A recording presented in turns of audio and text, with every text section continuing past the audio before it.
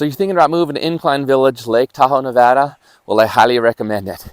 In this video, I'm going to pick out 3 homes in 3 different neighborhoods to give you an idea of what the different price points are and what home you get. But more importantly today, it's winter time. It is January of 2023 in Incline Village, Lake Tahoe, Nevada, and we've got snow. It's been a pretty good winter so far. We've got a decent amount of snow, and one of the more popular questions I get is people ask, how much snow do you get here versus down by the lake? Or if they're up the lake, how much snow do you get down here versus up on the hill? So I picked out homes in different neighborhoods to give you a really good idea of what the different amounts of snow are throughout the town, to give you an idea if you do purchase a home, what it's going to look like, because a lot of people are buying the homes when there's not that much snow around, and you don't want to be surprised, right? So I want to prevent that. So in this video, I'm going to show you 3 different homes in different neighborhoods with different amounts of snow. And if you stick around to the very end, I've got some tips on how to deal with living and driving in the snow.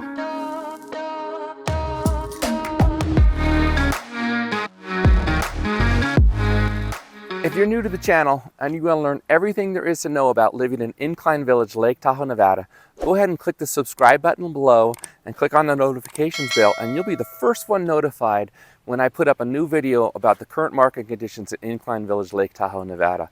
Hey everybody, it's Tahoe Tony. My full name is Tahoe Tony Tawoto. My Nevada broker salesman's license is 144620, and every day I get phone calls, emails, and text messages from people just like you who are looking to make the move to Incline Village, Lake Tahoe, Nevada, and I love it.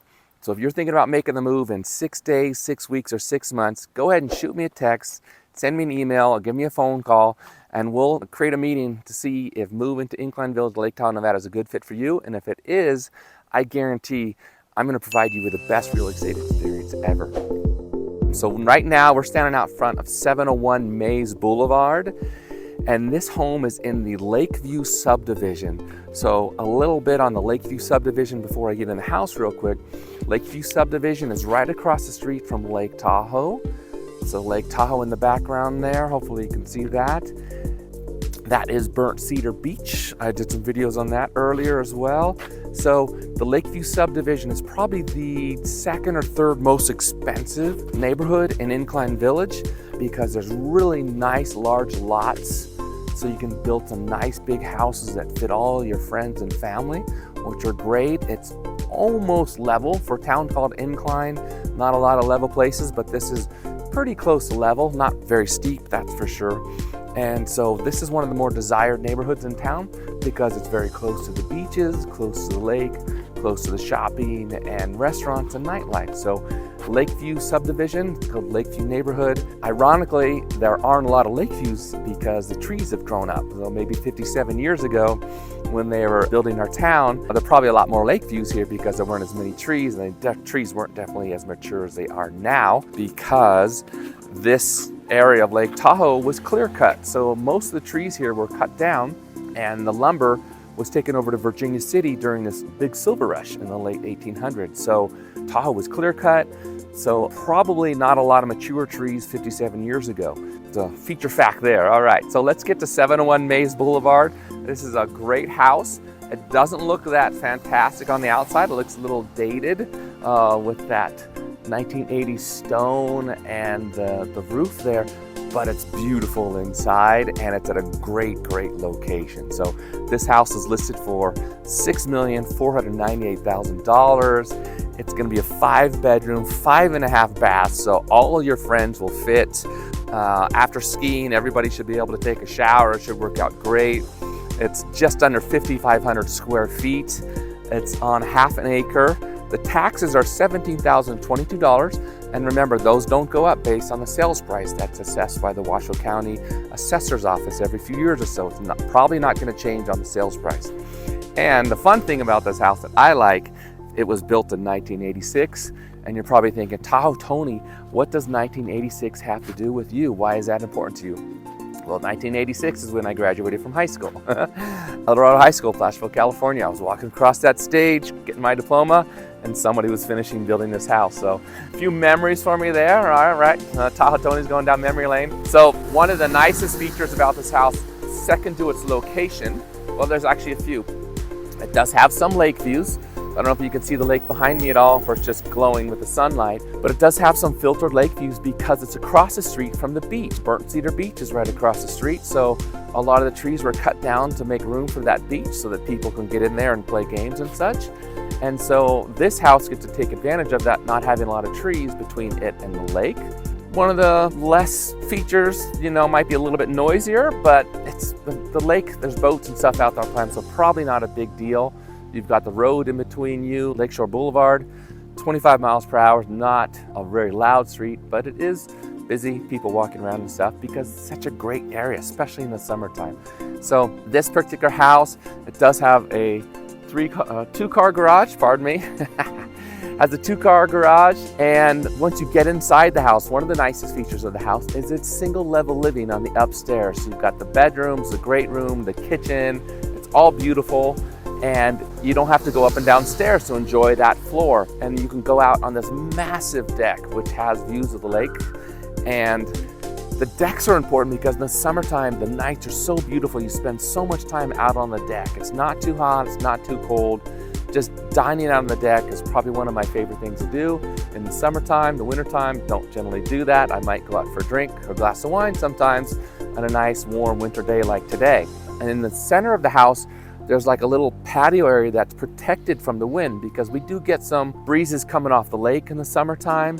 And this little area is going to give you the ability to dine in there without having to worry about the breeze because it's surrounded and protected. So kind of a neat feature of this house. Whoever built it, designed it, knew what they were doing. I love that. Like I said, it's on half an acre, so it's got a nice big yard that you can play games in and entertain your friends and family.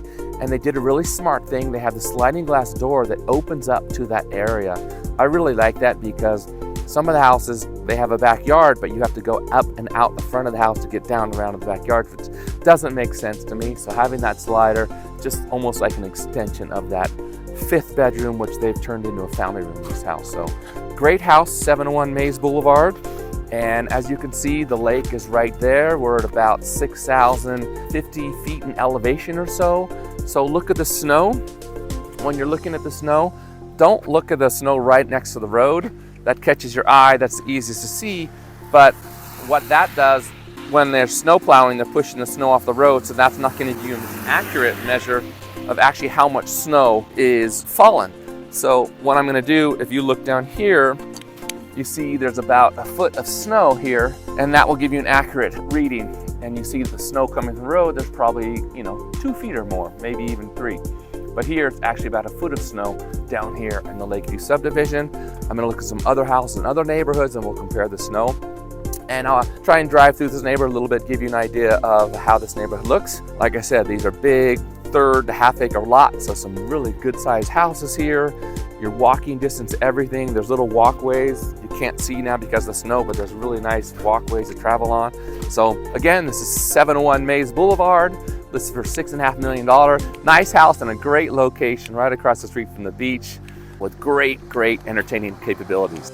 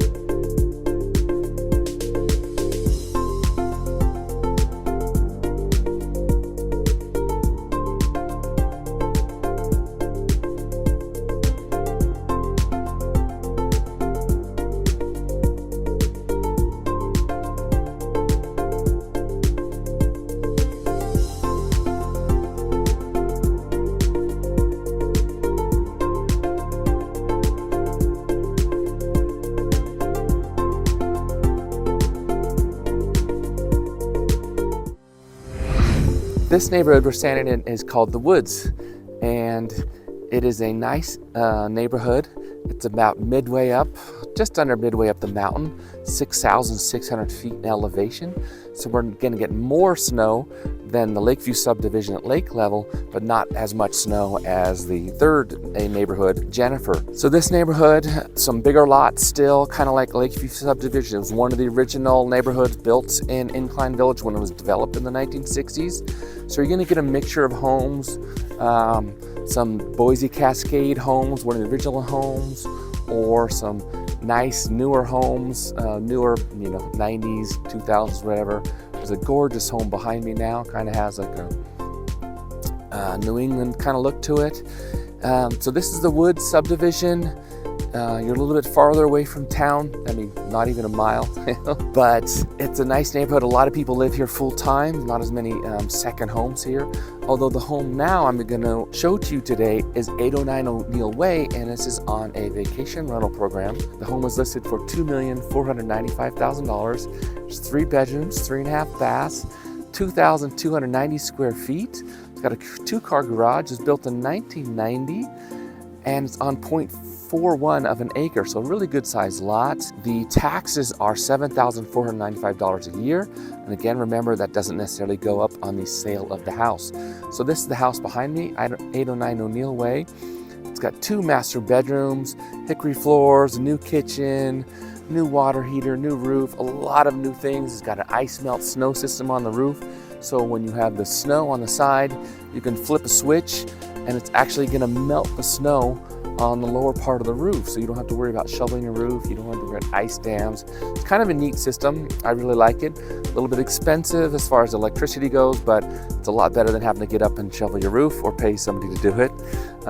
One of the neat things about this house is it's sold completely furnished. Almost all the furniture you see in the photos are going to be included with the house. There's some staging pieces and a few personal items of the sellers.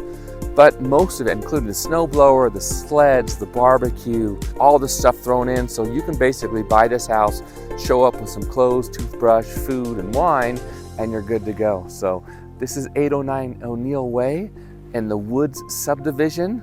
We're at 6,600 feet and a nice neighborhood.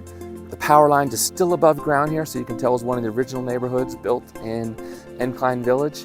And again, it's a mixture of some of the newer and older homes, but a lot of people live here full time. So one of the neat things about this neighborhood is you're gonna have neighbors that are here full time. So this is the Woods. This is the Jennifer neighborhood. As you've probably noticed right away, there's a lot more snow here than down at lake level in the Lakeview subdivision. We are at 7,100 feet here. So just about 800 feet or so higher. And you can see the difference in the amount of snow up here versus down at Lakeview. We're standing in Jennifer now. So great neighborhood, a lot of full-time residents here. I will drive around after this and show you some of the homes. You'll see everybody's taking really good care to get the snow out of their driveways, clear things off, because we do have more storms coming, which is pretty rare. Normally in Tahoe, it seems like the best years you get a storm and then there's like a week of sunshine to enjoy it and clear things up. But this year, it's like they've just been stacking up on top of each other. It's one of those big years. It's great though, because we have been in a drought. There's a UPS guy. Yes, we do get UPS deliveries way up here on the mountain. This is not the highest neighborhood either. There is Polo, which is even higher still. Some great views up there. As you can see, the mountains in the background go quite a bit higher up there. But 917 Jennifer is a cute little house. It's listed for $1,900,000. It is 2,212 square feet, 4 bedrooms, 3 baths with a 3-car garage. This home was built in 1991 and it's on 0.22 of an acre. So this is one of the later neighborhoods that was developed in Incline Village. As you notice, there's no power lines out on the street. All the utilities are underground. So it gives a nice clean look, and you don't have to worry about the tree people coming and trimming trees in the summertime to keep them clear, or falling on the power lines and taking out your power. This house is also furnished, and the taxes are $6,698 for the year. Again, remember, that doesn't change its purchase price. So you notice this is probably the lowest priced home on the list. And that being, people don't like to be this far from town, and they don't like to have to deal with this much snow. So the higher up you go, generally, the lower priced your house is. But that doesn't mean it's less quality or anything like it. Just means that it's more convenient living downtown with a foot of snow versus 4 or 5 feet that we have up here. That's the difference. And you're farther. You're like 3 miles from town versus, you know, right in town. So those are the differences between living up here and living downtown. The snow is probably the biggest thing. As you can see, the snow appears quite a bit more. One of the things, notice on this house, there's a big pile of snow right there. So that shed off that metal roof. I love metal roofs. The snow slides off real easy, so you probably don't have to worry about shoveling the roof. See the house behind me? It's got a metal roof. All the snow shed off. It's on the side of the house, which is great. And the house right behind me here has what we call a composition roof, so the snow's still sitting on there. Could be a lot of weight, probably not too much yet, but we're only in the second week of January, so something you have to be careful with. Nope, more snow. More snow just dumped behind me. So what I don't like about this one is it dumps right on your driveway. So somebody cleared the driveway and then the snow shed and the snow fell right on the driveway again. Not a big deal. If it was my house, I would put some little sticks coming up there with a pipe and then put like a heat system underneath there, and it would take care of that. So it's not a huge deal. It's just something to think about when you're looking at houses, and if you happen to have an agent who doesn't point that out to you, I like to point that out to people so they know. They don't get any surprises. I just ran into a friend here. Did you see that snow shedding off that roof? Hopefully you did. I just ran into a friend who's driving by, and they bought their house up here in 2017 when the winter was like this, so they knew what it looked like. And it was just kind of funny because they weren't able to get all the inspections on the house because it was covered in snow. There was snow all around the sides, but it was a good house. It was in good shape. The seller left some money in escrow in case there was any problems. So it's just an amicable deal, what we like to do here in Incline Village. But I just wanted to give you an idea of the differences of the snow. And then I'm going to drive around this neighborhood a little bit, and you'll see there's snow on the street. So when you're driving the snow, now this storm, as you see, everything's really clumpy. Everything's really clumpy. This is a very wet snow. So it's what we call Sierra cement. So if you look at Incline Village Lake Tahoe, you've got Hawaii down here and Alaska way up here. Sometimes the warm, moist air comes from Hawaii, comes up the coast, and then the cold air comes down from Alaska and turns it into snow. So it's a very wet snow. It is slippery to drive in. It's very slushy, so your car kind of almost hydroplanes and slides on that. And it's warm today. It's gonna freeze tonight. So this is gonna be a very treacherous condition tonight. So I would not want to be out driving tonight in these kind of situations. It's gonna be very slippery. So you just have to be aware of that. A couple weeks ago, we had a very cold storm. It just came down from Alaska. Very dry snow. It was very sticky. I mean, you couldn't get it off the street. It was so sticky, but your car stuck to it as well. And then when you went to clean your car, it was like, it just kind of blew off. It wasn't even like moisture in it at all. So big difference in the snows. I think somebody told me once Eskimos have like 26 different words for snow, meaning on how cold and dry or whatever it is, anything. So we don't have that. We just have snow. Sometimes we call it Sierra cement when it's wet like this and clumpy. I mean, this is the kind of snow that's going to clog up your snow blower.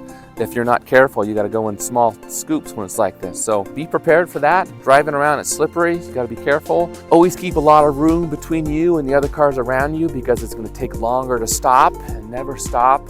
Like somebody up there around the corner stopped right around the corner. And if a car was coming down that corner, they wouldn't have been able to stop. They would have slammed on the brakes and slid. So when you're driving in the snow, you want to be very soft on your brakes. If your car has one of those transmissions where you can go into a lower gear, you want to do that. And just be mindful. Also, when they're clearing the snow out on the streets, you're not allowed to park on the street because then they have to go around you and then there's a big hump of snow there and it just makes it more difficult for everybody. Our town has a website that you can go on to the IVGID, and if it's a red day, it means you can't park on the street. If it's green, you're allowed to park on the street.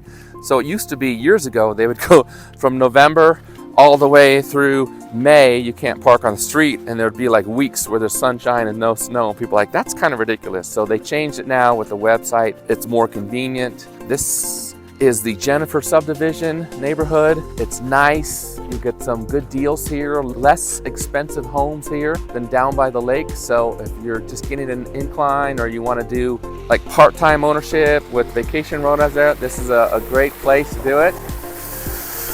It's one of the workers in town. I think he's a roofer. He does really good work. This is one of the better neighborhoods, a little bit farther away, so the prices are a lot cheaper. And I'm going to finish with a short video on what it's like to get the snow off your car, some tips on that so you don't like scratch your car or rip your windshield wipers off, and then a drive around our neighborhood. I guess I'll do a whole video on driving in the snow because there's some tips that I can help you with on there. The main key is just give yourself plenty of distance to stop. Remember that everybody else is going to be sliding around. They can't stop either. And if you're going downhill, go very slowly. And if you're on the flats, there's a great tip I was thinking about just the other day. When the road is like, you're not going downhill, there's divots in the road where the cars drive all the time. It's not actually flat. So be careful, because that's like where the water will pull up, and that's the most slippery spot. So if you're coming up to a spot where you have to stop or go around the corner, scoot over just like a foot or so, and you're gonna be on one of those humps. There's probably not as much snow or ice there. So one little safety tip from Tahoe Tony there to help you out. So here's a new storm update. I filmed that last video you just saw 2 days ago, and we're getting some snow right now. And if you notice, the snowflakes are very tiny. I don't know if you can see them, but that means it's very cold. So look at the street. Go ahead and show the street. Look at the snow is sticking to the street now. So this is the cold, sticky snow that I was talking about. Like the other day, it was clumpy, but if you look at this snow, see, it doesn't clump, it falls apart. So that's the difference between the cold snow, cold drier snow, and then the wet, clumpy snow that we had the other day. We call it Sierra cement. So I'm gonna drive through the neighborhood now. As you can see, there's a lot more snow up here than there is in the down at lakefront of Incline Village. So this is one of the higher neighborhoods in our town. So just to give you an idea of the maximum amount of snow you're gonna get.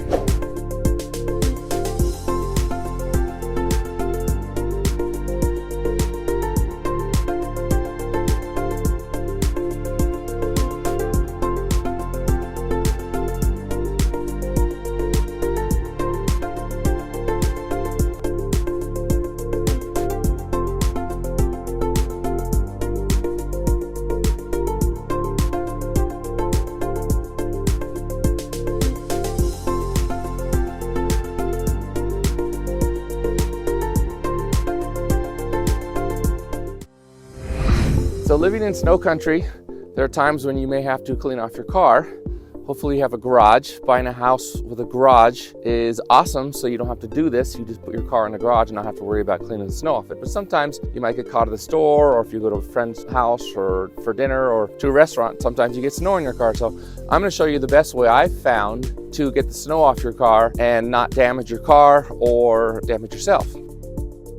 Now you notice I have the snow scraper in my hand because I knew it was going to snow last night, so I brought this into the house so it's not in my car. Because if you leave it in your car and then you go to get in your car, now all the snow is going to go in the car. Although if you leave it in the house and you go to a restaurant, you got to make sure you don't leave it at home and then go somewhere and not have it. So just be aware of your snow scraper. It's very handy. I have this one. It kind of has softer thistles. I've got an old truck that I use to haul my horses around and stuff, and I just have that blue scraper, and the thistles are much thicker, but I don't want to use those on my nicer car. So two sides here. This side is for scraping the ice. This side is for brushing the snow off. This snow was very wet. We had a lot of rain before, and then it got very cold. So it's not coming off real easy, but we can make that work. Don't worry. So I always start with the top. Just pull it away towards you. This is coming off in big chunks. This is what we call Sierra cement. Sometimes we have warm storms, and sometimes we have really cold storms. The last storm we had was very cold. The snow was very dry and very sticky, which was great because you could drive on it pretty safely. This wet, warm storms that we have has a lot of moisture in it, and it's very slippery. So if you're driving on it, those are very dangerous conditions. And then the worst part is when it gets really cold, it freezes, so now you're on ice. So this storm was quite interesting. We had a couple days of rain, and then, see, on the windows, I could push really hard and I could scrape. It's not a problem, but I don't want to use a scraper on the paint. You have a bunch of scrape marks on your car. Nobody wants that. So what I focus on is getting the snow off the doors first, so you can get in. And I don't go on the driver's door first, because I've actually had times where it's frozen like this, and you pull the handle off and then it doesn't work. So I'll go on one of the handles that is not the driver's door, so if it does break, I just leave that door closed and not have to get in and out like I would the driver's door all the time. So then you can get it to the shop to get it fixed. But I always start, okay, this was easy.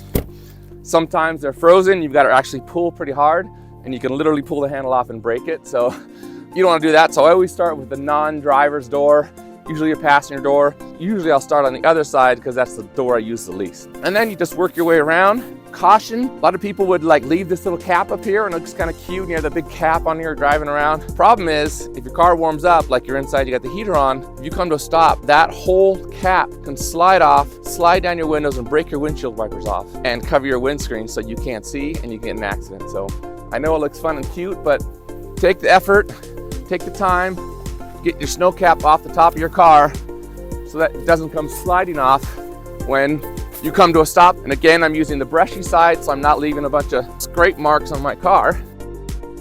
Watch the windows, watch the mirrors. Now you notice I have my windshield wipers up. And sometimes you'll see that when you come into a town, you'll see the windshield wipers up. And the reason is, it's gonna be a lot easier for me to get all the snow off without the windshield wipers down. On the other car over there, the windshield wipers down, I have to be very careful when I get that snow off because I can literally pull, and if the snow gets on there and gets ice, you get a big chunk of ice and you can literally rip your windshield wipers off, which you definitely don't want to do when it's snowing or you got snow on the road because it's gonna melt here and it's gonna get mucky and that's not good. Why don't you come over here from the front so we can get the front view now. You see how the snow already slid off the front here? It's because it was a wet, chunky snow. So this should come off quite easily. I haven't gotten really cold temperatures yet. It's supposed to get down to like 10 degrees tonight. And then all this would freeze, which would make it even harder to get off. So another reason to clean your car off. Now, on the window, I don't have to worry about scraping the window very much. So I'm a little more aggressive, but when I come over here to my car, I'll just gently bring it off. Like I said, the last thing you want is come springtime when you clean your car and you got a bunch of scrape marks on there and you go to the auto detail and they're like, what did you do? It's gonna cost you a ton of money to fix that if they can. So be careful of the car. I'll even use my gloves sometimes, and again, I'm very gentle. This happened to my wife's car. She had a really nice car, and the person who had it before us, it came from New York. It's actually Central Park was the address on in the book still. It's pretty funny. Sometimes you get the dew on the inside of the window and you can't see, and so you want to just wipe it off. Well, this person had a diamond ring on their hand and they wiped the inside of the window, so now, you know, diamond cuts glass. So now they have all these scrape marks on the inside of the car. So when you're inside of the car trying to clear the moisture off the inside of the car, on the windshield, be careful. Be patient, let the defroster do it, or just use your non-ring hand because a diamond ring is going to scratch that, and those scratches last forever. So I'm not going to put the windshield wipers down yet. I'm going to leave them up because I got to get all this off, and that's going to come down. And if the windshield wipers down, you see, like if this comes down, that could break. Our snow is very heavy, and you could literally break your windshield wipers. And you want to get all this off because if it's snowing, the windshield wiper is going to pull the snow up here and it's going to pack up and you're going to lose vision on part of your windshield. So you want to make sure you get all that clear as well. So I'm going to go around the other side now. And another tip, I'm down on my ranch. I'm not at the lake. At my lake house, I would clear my driveway, back my car up a little bit, and then take all the snow off on the driveway, and then move my car back up so that I can easily get to the snowblower, because I have a deck with posts and stuff, and it's hard to work around. So I always would back the car up, clean all the snow off there, so it's easy to get rid of, versus up here closer to the house. The best way to do this, though, is to buy a house with a garage, and then you don't have to do this. But we don't get too many big storms like this, so you don't have to do it very often. Again, just kind of using my hand. And you want to clean this off too because it's going to fly off. You're going down the road and splatter all over your windshield and not allow you to see as easily. Again, very gentle. Obviously you want to clean your lights off. It sounds like I'm scraping really hard, but I'm not, because this is just like some kind of plexi coat or something that could scratch real easily. So just want to go again, get all the snow off. I just had this car waxed a couple weeks ago, so that helps. And it's a wet snow that hasn't frozen yet. Again, I'm using the brushy side. I could get it off easier with this side, but I'm gonna leave big scratch marks on my car. I don't wanna do that. And with this much snow, I'm gonna have to shovel this to get out. So another reason you can try and, if you can, just clear off the windows and get your car clear enough so you can get in. Remember, not from the driver's door, from a different door. Make sure you can get in and then back your car up. So now I've got all the snow down here that I'm gonna have to clear out. So the funniest thing is they only called for like 4 inches of snow, and you can see there's easily 8 to 10 inches here. That happens sometimes in Tahoe. And remember, in the back, you've got your rear windshield wiper. You don't want to rip that off either. So be careful. Not as important as the front windshield wipers, but still going to cost you a good amount of money to fix. This is the window and the glass. I can use the scrapey side, get this ice off. I'll pull my wiper off. There'll be little chunks of ice on there you want to get off because those will hamper its efficiency. Clean all this off. Clean your brake lights off so you can see if you've got a backup camera. Clean that off, but be careful. It is glass as well. You don't want to scratch it. And then clean that off so that when you open your trunk, put all your luggage and stuff in there, you don't have snow getting in your car. And then now I got all the stuff off the roof, I can clean this off, clean this out again so that you have some place for the snow to go when you're done. Oh, and one more tip, if you're not living up here full time, make sure your mechanic fills your reservoir fluid for your windshield cleaning water that you use to spray on your window to clean your windshields. Make sure that has the non-freezing type fluid in it. A lot of people come from warmer areas like Southern California or the Bay Area and San Francisco, and they end up getting up here, they park the car at night and everything freezes, all their little lines freeze and they can't clean the windows. And if you know you're coming up here, you buy a house up here, you've been coming up to Tahoe on a regular basis or any other colder area, make sure you put the cooler stuff. It's like $2, it's not expensive. So now my car is clean. Now I just have to get all the snow out of the driveway, but that's what tractors are for. For instance, if you did not leave your windshield wipers sticking up and the windshield wipers are down, I'm going to show you the best way to get to those so you don't wreck them, because if you just start diving in there, you might actually rip that windshield wiper off. So just try and make a little path if you can. Big gloves help. Your hands are going to be a lot softer than this, and they might be frozen to the window too, so be careful if they're frozen to the window that you could actually pull the windshield wiper up and all the rubber sticks to the window and now it's worthless. So I've got it here, I pulled it up, I made sure it's not frozen, I've gently pulled it up. So now this is out of the way and I can focus on cleaning the window. All right. So hopefully that's helpful. A couple tips, remember on the brush, if you got a nice car, make sure you get a brush that has softer bristles. Use the scrapey side just on the glass part, not on the paint, otherwise you're gonna leave a lot of scratches on there. And then if you're getting in a car that could have froze, open the door that's not the driver's door to make sure that's not frozen, you're not gonna break the handle getting in there. And those are the tips from Tahoe Tony, thank you. So this is what Incline Village, Nevada looks like with snow. Hopefully you enjoyed this video. One of the questions I get with people that are looking in real estate not in the winter time is how much snow is going to be here, what's it going to look like, what's it going to be for us. So hopefully this helps you. If you enjoyed the video, go ahead and subscribe below. Click on the notification bell and you'll be the first to know when I put up another video like that's going to give you more information about the real estate market in Incline Village, Nevada. And if you're thinking about moving here in 6 days, 6 weeks, or 6 months, go ahead and shoot me a text, send me an email, or give me a phone call, and you'll hear from me personally about helping you, guide you to the move to Incline Village, Lake Tahoe, Nevada, because I want to make sure your real estate experience is the best you've ever had.